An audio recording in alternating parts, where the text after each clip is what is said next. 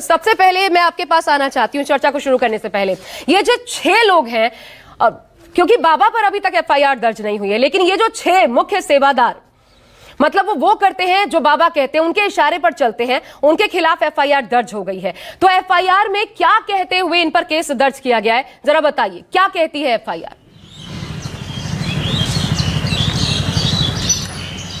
देखिए, आशा, जो सेवादारों को अभियुक्त बनाया गया है उसमें 3 तरह की धाराएं लगाई गई है, जिसमें पहला यह है कि आपने आयोजन के लिए 80,000 लोगों की परमिशन मांगी, लेकिन इतनी बड़ी एकत्रित भीड़ हो गई है, बावजूद इसके आपने इसका संचालन, चूँकि आपके हाथ में था, आपने बतौर लिखित तौर पर दिया था कि सारा संचालन आश्रम और बाबा के सेवादार करेंगे। तो इस हादसे की जिम्मेदारी पहली उनकी बनती है, क्योंकि आयोजन समिति की तरफ से कहा गया था कि तमाम जो सुविधाएं हैं, पानी से लेकर स्वास्थ्य से लेकर जितनी भी सुविधाएं हैं, डॉक्टर तक, वो सब उनकी जिम्मेदारी होगी। हालांकि ये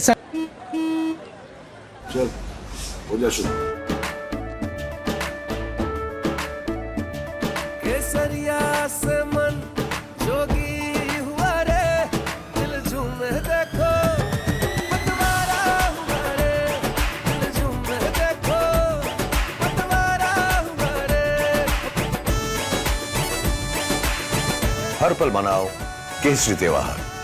विमल, बोलो जुबान केसरी। संख्या अभी बढ़ेगी, लेकिन मैं जहां पर इस जगह पर मौजूद हूं आशा, वो मैनपुरी में बाबा का आश्रम है, और जब घटना हाथरस में हुई तो वो सीधा इसी आश्रम में निकल कर आए, लेकिन बीते 24 घंटे से बाबा इस आश्रम में नहीं है। और जो हमें सूत्र जानकारी दे रहे हैं उसके मुताबिक वो देश की राजधानी दिल्ली में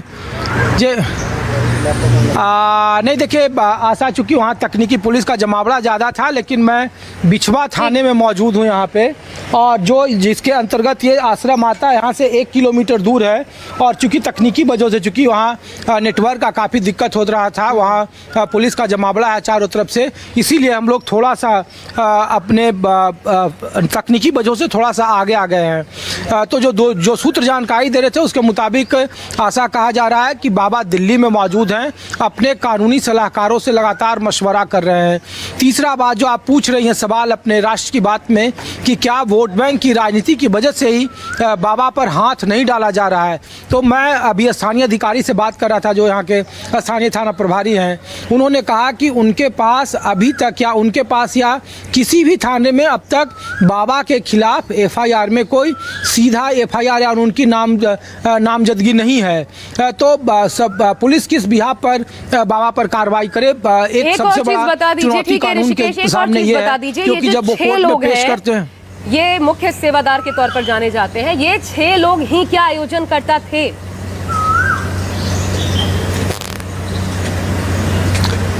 बिल्कुल बिल्कुल बिल्कुल।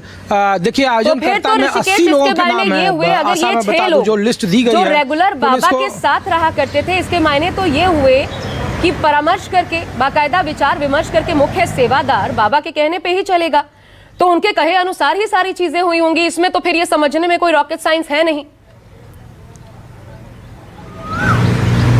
नहीं, देखिए आशा, उसमें ये है कि अपराध की शाखा जो धाराएं कहती है कि अपराध किसी मामले में, कि अपराध करने वाले से कहीं ज़्यादा अपराध करवाने वाला, उकसाने वाला बड़ा जिम्मेवार होता है। 120 भी जो क्रिमिनल कॉन्स्पिरेसी की धारा है वो इसी की ओर इशारा करती है, और एक नहीं कई ऐसे दर्जनों मामले हैं जिसमें उकसाने के आरोप में मुख्य अभियुक्त बनाया गया है। तो सवाल आम लोग इसीलिए पूछ रहे हैं बाबा पर कि अगर सेवादारों की ही भूमिका वहाँ तय थी, आयोजन समिति की ही भूमिका तय थी, तो फिर वहाँ आयोजन समिति किसके लिए काम कर रहा था? और बाबा जो सत्संग लगातार कर रहे हैं, ये देखिए हादसा हो गया हाथरस में, इस वजह से ये सुर्खियों में आया है। जो प्रत्यक्षदर्शी हैं, जो स्थानीय लोग हैं, जिस जगह पर जहाँ बाबा का आश्रम है उसके आसपास के इलाके, दुकानदार, सभी लोगों की दुकानदारी इतनी चल रही थी और इतनी ज़्यादा भीड़ थी कि हादसा कभी भी हो सकता था। और चूंकि उसमें बेहदी समाज के निचले तबके या आखिरी तबके के तरह की तादाद बड़ी थी, इस वजह से यह हादसा, चूँकि हाथरस में हुआ, इसलिए जवाबदेही और जिम्मेदारी पर बात हो रही है। लेकिन बावजूद आप जो बिल्कुल सही कर रही हैं कि वोट बैंक की राजनीति की वजह से लोकसभा चुनाव में हार के बाद भारतीय जनता पार्टी इस कदर तक बैकफुट पर है कि वो सोच भी नहीं पा रही है कि इस तरीके की परिस्थिति में क्या करें, जबकि उत्तर प्रदेश के 80 लोकसभा सीट में से ऐसा कोई सीट नहीं है जहां बाबा के 1 लाख, 1.5 लाख, 2 लाख श्रद्धालु नहीं है। तो ये कहीं वोट बैंक से ज्यादा मायने रखता है। ठीक है, आपने बहुत बढ़िया तरीके से समझा दिया ऋषिकेश हर पहलू को। अब